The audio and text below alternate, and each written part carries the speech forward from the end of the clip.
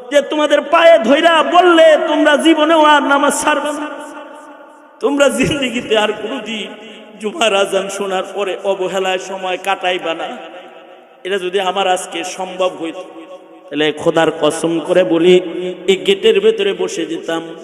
আর তোমরা যদি খুশি হইতে যে তোমাদের পায়ে ধইরা বললে তোমরা নামাজ পড়বা, তাহলে মাইকের আওয়াজ দিয়ে শুধু না, খোদার কসম এই হাত দিয়ে কোরআনের পাতা উল্টাইছি আমরা, এই হাত দিয়ে আমরা হাদিসের পাতা উল্টাইছি, এই হাতটা তোমার পায়ে লাগায় বলতাম, এই আমার হিরেকখণ্ড দেশের হিরেকখণ্ড সমাজ, তোরা বেনামাজি হোস না, তোরা 5 ওয়াক্ত নামাজ পড়।